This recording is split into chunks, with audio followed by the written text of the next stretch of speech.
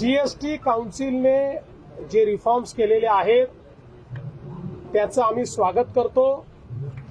देशाचे प्रधानमंत्री नरेंद्र मोदीजी यांच्या दूरदृष्टीने वन नेशन वन टॅक्सच्या रूपानं जीएसटी सुरू झाला। जीएसटी सुरू झाल्यापासून देशामध्ये जीएसटीचा लीडर महाराष्ट्र राहिलेला आहे।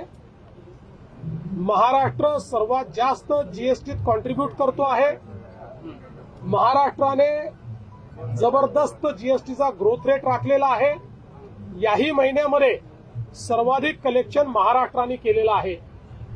आणि ज्यावेळी सेकंड जनरेशन रिफॉर्म्स हे आणण्याचं प्रधानमंत्री मोदयांनी घोषित केलं, हे जे काही रिफॉर्म्स आहेत हे अत्यंत महत्वाचे आहेत, कारण काही स्लॅब्स काढून टाकण्यात आलेले आहेत आणि बहुतांश गोष्टी या खालच्या स्लॅबमध्ये आणण्यात आलेल्या आहेत।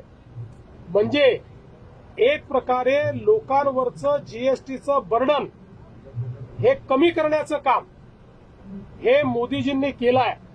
देशाच्या इतिहासात असं फार कमी होतं की अशा प्रकारचे जे काही इनडायरेक्ट टॅक्सेस असतात त्या टॅक्सेसमध्ये इतका मोठा स्वीपिंग रिफॉर्म हा शक्यतोवर पाहायला मिळत नाही, पण तो मोदीजींनी केला आणि त्याला काल जीएसटी काउन्सिलने मान्यता दिली।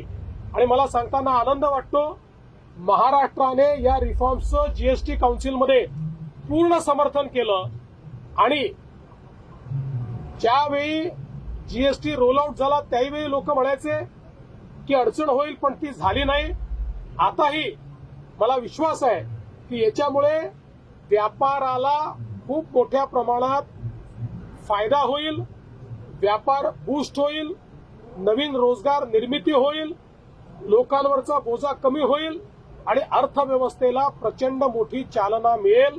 आणि म्हणून हे सेकंड जनरेशन रिफॉर्म्स करण्याकरता मी प्रधानमंत्री नरेंद्र मोदीजी यांचे मनापासून आभार मानतो।